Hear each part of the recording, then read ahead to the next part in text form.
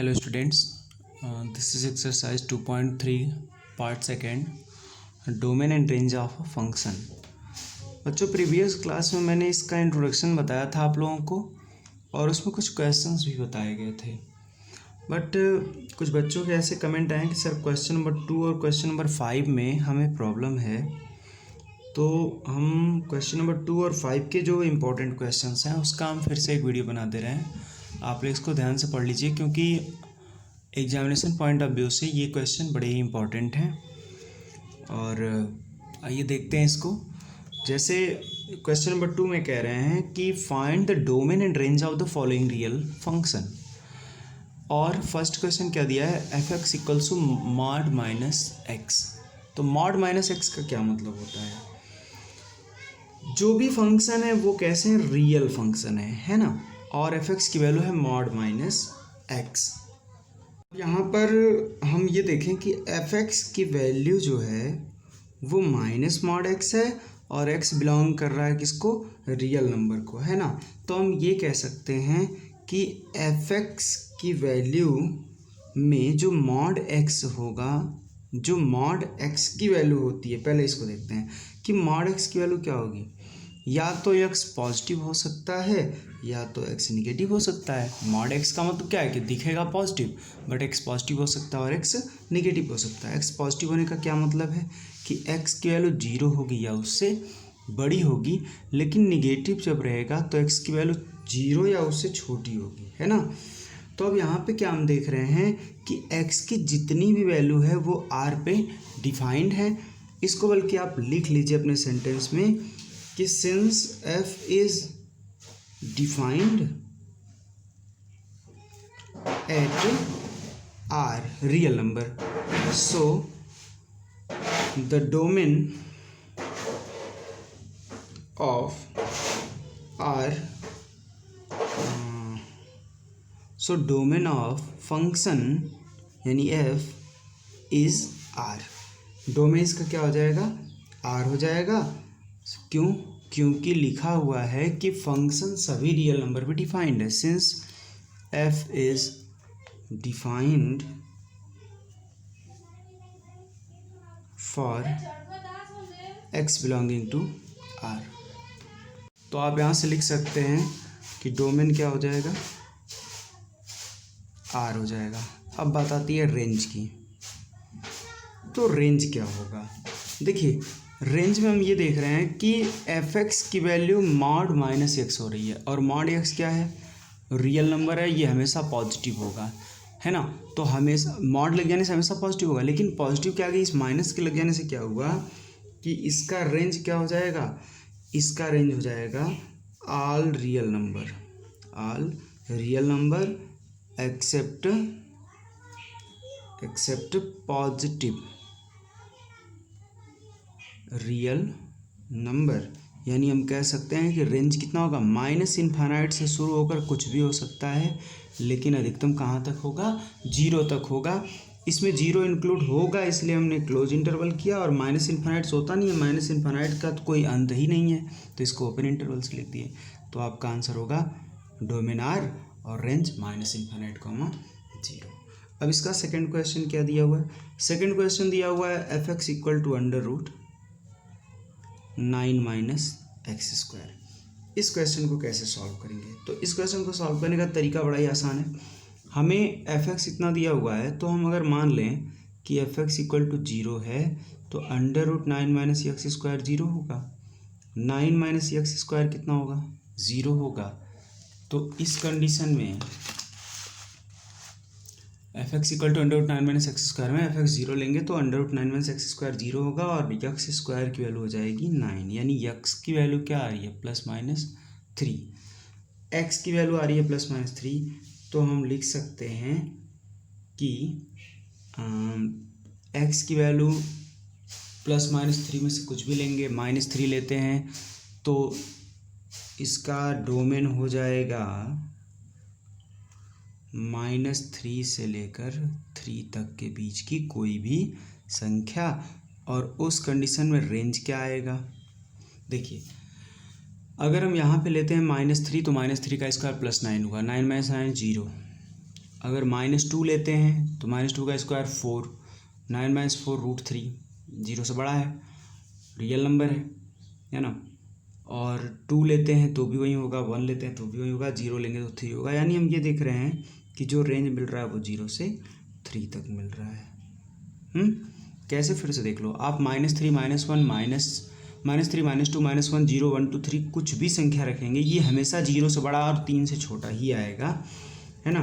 तो इस तरह के क्वेश्चंस में हम क्या करते हैं कि पहले उसको 0 के इक्वल मान के पूरे क्वेश्चंस को हम सॉल्व कर देते हैं। इसको इस तरीके से भी लिख सकते हैं कि f(x) की वैल्यू √9 - x होता है, f(x) जब भी होगा 0 या उससे बड़ा होगा, ठीक है। अभी x² की वैल्यू >= 9 से x की वैल्यू ±√3 आ गई, और यहाँ से आप इसको लिख सकते हो। नेक्स्ट क्वेश्चन क्या है, क्वेश्चन नंबर 5, है ना। बुक से देख लेते हैं। देखिए क्वेश्चन नंबर 1 में मैंने पिछली क्लास में बता दिया था कि जो पहला एलिमेंट है वो डोमेन होगा, जो दूसरा एलिमेंट है वो रेंज होगा, और फंक्शन में किसी भी एलिमेंट की दो इमेज, एक ही एलिमेंट की दो इमेज नहीं होनी चाहिए, है ना। अब देखिए डोमेन ये तो बता दिए, इसमें क्या है, f इज डिफाइंड f(x) = इतना है, तो f0 में हो जाएगा 2 × 0 - 5, f7 में 2 × 7 - 5, f-3 में 2 × -3 × 5 - 5, इस तरीके से ये लगा लेंगे। क्वेश्चन नंबर 4 में TC इतना दिया हुआ है, C की जगह 0 रखेंगे तो 32 आएगा, 28 रखेंगे, -10 रखेंगे, इस तरीके से मिलता जाएगा। लेकिन फोर्थ में कह रहा है the value of C when TC = 212। अब TC 212, यहाँ 212 दे दिया है, तो 212 यहाँ रख के C की वैल्यू निकाल लो। कैलकुलेशन में सिंपल क्वेश्चन है, सॉल्व कर लेंगे। अब आता है next question, find the range of the each of the following function f(x) = 2 - 3x, x belonging to R(x) = 0। कि f(x) की वैल्यू 2 - 3x है, x R को बिलोंग कर, तो f(x) = 2 - 3x होने से, और रेंज पूछ रहा है इसमें, x R को बिलोंग कर रहा है, तो सबसे पहले हम क्या करेंगे कि चूँकि x 0 से बड़ा है, तो अगर हम 3 से दोनों साइड मल्टीप्लाई कर दें तो 3x भी 0 × 3 3 से बड़ा होगा, और 3x 0 से बड़ा होगा। अब 3x 0 से बड़ा होगा तो हमें यहाँ 2 - 3x क्या हो सकता है ना, अगर हम ये कर दें कि इसको उधर कर दें तो ऐसे हो जाएगा, इसको ऐसे लिखते हैं, साइन यहीं पे रहेगा, 3x उधर जाएगा, -3x हो जाएगा। 0 से 0 बड़ा होगा -3x से, देखिए 3x बड़ा होगा 0 से, तो 0 बड़ा होगा -3x से, ये समझ में आ रहा है, ट्रांसफ़र कर देंगे। अब मुझे 2 - 3x क्या हो सकता है, तो 2 + 2 - 0 2 - 3x से, 2 + 0 कर दीजिए दोनों साइड से, तो अब इसमें 2 ऐड हो जाएगा, इसमें 2 ऐड हो जाएगा, तो 2 क्या हो जाएगा, 2 - 3x से बड़ा, यानी 2 बड़ा होगा किससे, f(x) से, है ना। ये तरीका समझ में आ रहा है।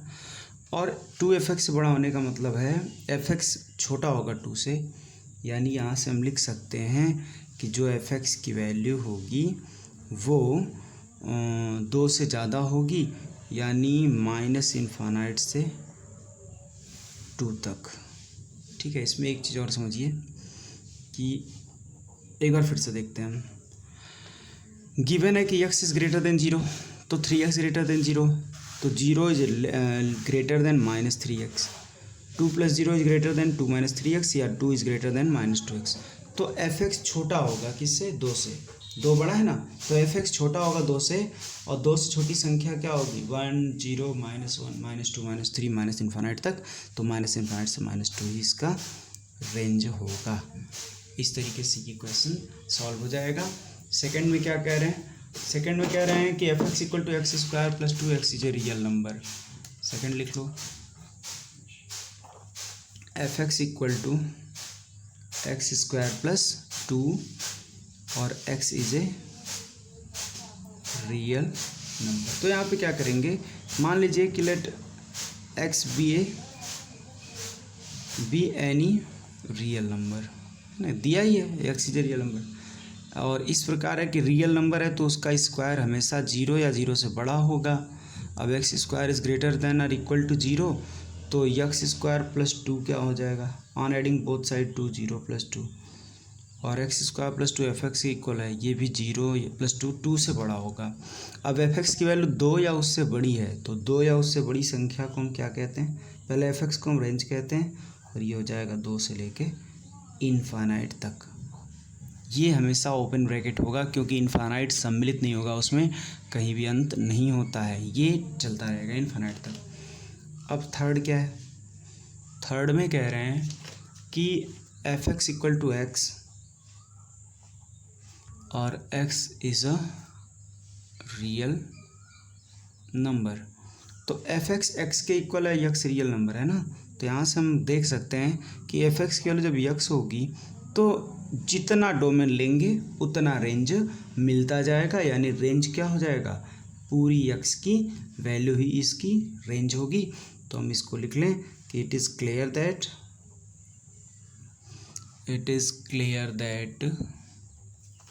the range of